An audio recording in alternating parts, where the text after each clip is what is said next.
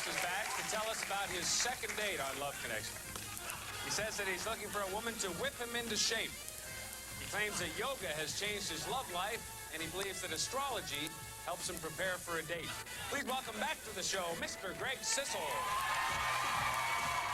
Hey, buddy. How are you? Have a seat. Nice to see you again. All right. You look good. You look good. It's like kind of slicked back today. Yeah, I got my hair. I got a little haircut, and you've changed your look a little bit. You know, I was kind of wondering if you were going to come out with the same outfit on that you have. Right. Yeah, not a hope in hell, really. I was trying to learn astrology helps you prepare for a date. What's that all about? Well, to me, this may not be for everybody else, but to me, knowing a person's astrological sign before you go out with them sort of gives you an idea of what kind of vibe you may be in for. It can kind of prepare you in a way. Right. It can. Right.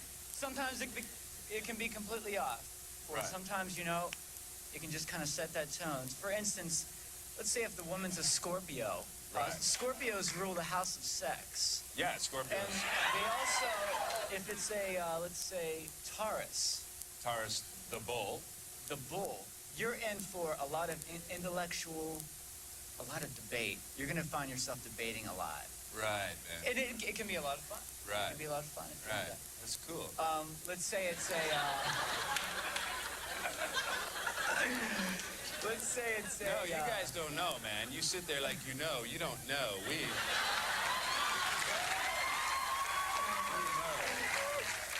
All right. I got one last one. Let's say it's a Sagittarius. Sagittarius, of course. The most philosophical of all the signs. I stole that from Jim Morrison. Right. The way he says it. Yeah. Anyway, but you're in for a lot of spirituality, a lot of that sort of connection, and a lot of talk on that end of things. Right. The first time that he was on, Greg chose Leah. And what was the problem on your date with Leah? Pat, we were completely incompatible. Right. Completely. She's more of a 90s woman, and I'm more of a 70s kind of guy. Well, the audience on the day that you were here last time voted for a different woman. Right? So, they went out on a date. We're going to take a break. When we come back, we'll meet that woman, find out all about Greg's date and everything that happened that night. Come on back.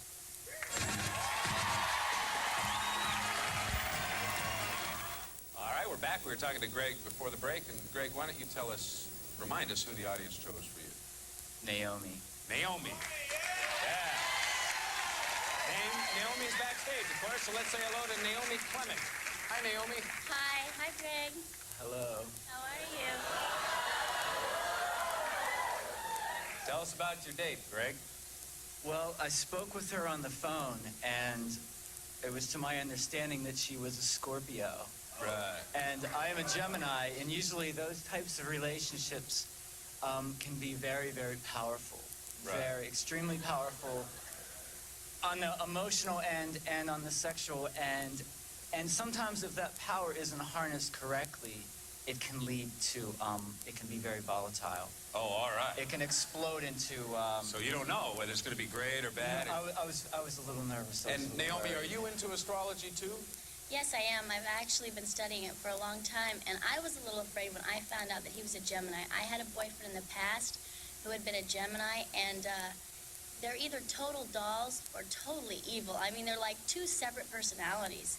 And I was a little bit scared. I thought I might, you know, Dr. Jekyll and Mr. Hyde.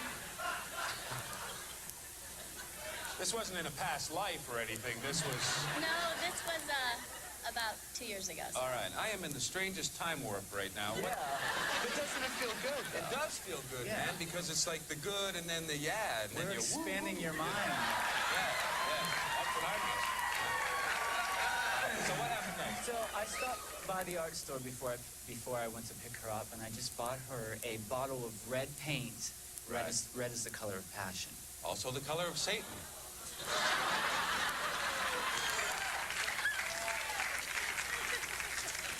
But in this case, it was passion, and you brought her the red paint? And a paintbrush. And a paintbrush, right. Right. Oh, that's cool. Now, what did you think of Greg's little project that he brought you, Naomi? Well, actually, I was pretty blown away because about a week and a half earlier, I had this revelation. This is pretty strange, but if you come into my house, my whole walls are total murals. You cannot find any white space left, okay? Wow. I'm no lie, this is totally true. I have just like all this tripped out artwork all over my walls. When I got into his car and he handed me this little bag from an art store, I said, "What is this?" I opened it. It's a paintbrush and it's red paint. Now, this is the shocking thing. A week earlier, I'm a songwriter and a poetess and all that good stuff. Right. I was sitting in my house and I had this revelation. There was something super important that I needed to paint on my walls in red paint.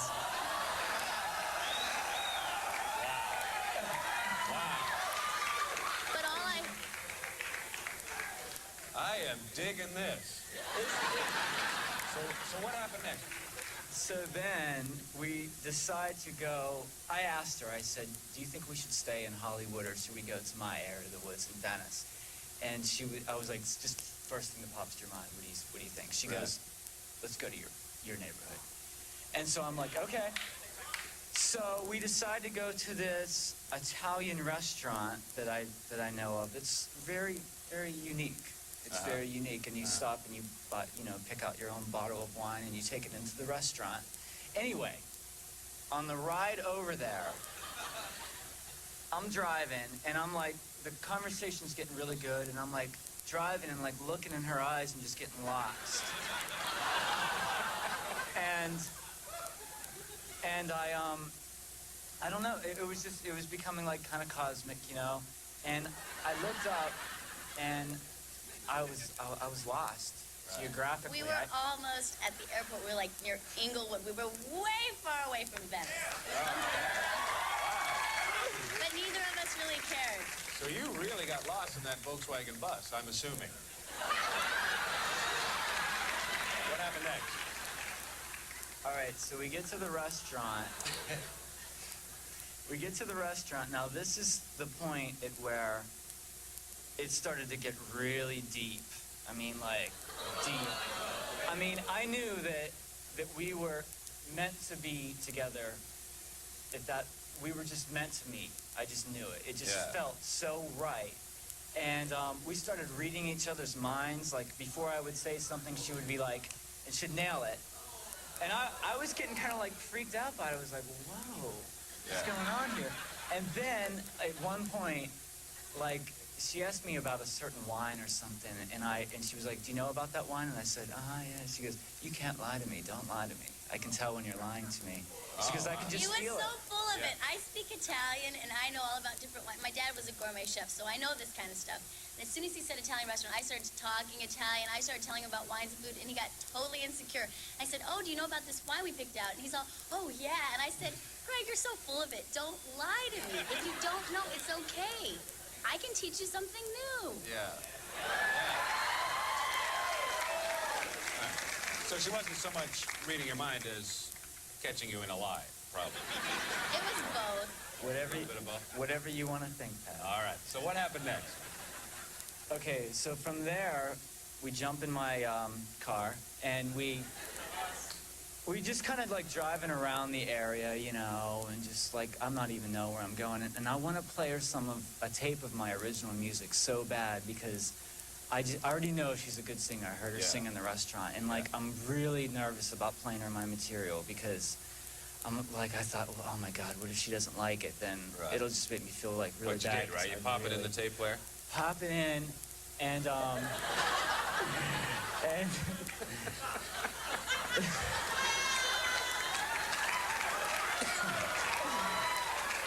What? I don't get it. What's funny? I don't understand.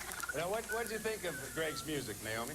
Well, let me tell you this. I could tell that he was really nervous. I mean, we're both rock and rollers. We're both singers. We're both songwriters. And I've been at it, I think, a little bit longer than he has. And he kept going on and on how he's so embarrassed and his voice wasn't that great and this and that something. And okay, this guy looks like a rock and roll star waiting to happen, but can he walk the walk and not just talk the talk? When he played it, I was blown out of the water. This guy has some super talent, and I know what I'm talking about. Wow. This guy, he sounded like a white prince. He had so much soul. He was unbelievable. Really? Unbelievable. Cool. So she hears your music, she likes your music, and then what? Okay, so then she suggested that we go back to my place. Oh, all right. Now, if things are going well, I assume. Why'd you suggest his place, Naomi? Well, the reason I suggested his place was that he was trying to act like he was cool and he was fine and everything was great, but I could tell he was a little bit under the weather. I'm a massage therapist and I do natural healing. And I could tell that he wasn't feeling real good, and I suggested that we go back to his house so he could get some warm clothes on and sit and relax, because he wanted to take me out dancing, and I didn't want him to have to try to impress me. I wanted him to get better. Tell me how the date ended. Do you want straight to the end? Yeah, let's cut to the end. I got something really good to tell you. Yeah. There's a really good part. But you know what? The problem is we're a half-hour show. All right. You sure you don't? Real quick. Real quick, let's get to the end. It's really important. Thank you, Naomi. All right. So you're very serious. No, I'm not serious. I'm just waiting for the damn story. Okay. We could have done it by now. Okay. All right. So anyway, if you really want to go straight to the end, Pat, we'll do it. I drive her home. I want to be a gentleman and walk her to her door, but she won't let me because by this time I've put on warm clothes. Back at my place, she had a towel over my head, sucking in eucalyptus fumes. Right. You know, like massaging my chest with eucalyptus oil. I mean, totally trying to heal me. Right. And so she doesn't want me to get out of the car because then I will get cold again, and it's not good for the bronchitis. Yeah. So she's like, just stay in the car. So at this point, she gives me a very long hug, and I kissed her on the neck, and we said goodbye. All right. You know what, Greg? Because the audience chose Naomi for you, you have the opportunity to go out with her again. Would you like to? I'd love to. I thought you might. Come on out, Naomi, and say hi to Greg.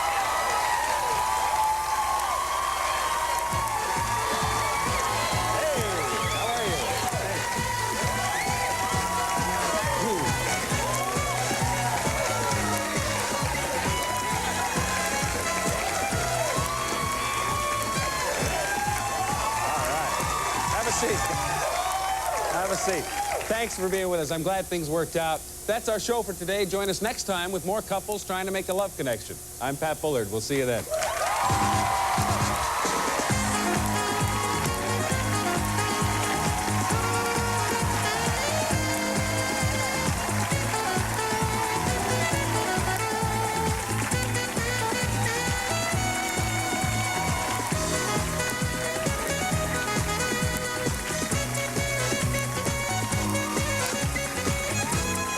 This is John Cervenka speaking for Love Connection. Pat Bullard's wardrobe furnished by Bernini. Love Connection is a PEL production produced in association with Telepictures Productions and distributed by Telepicture Distribution.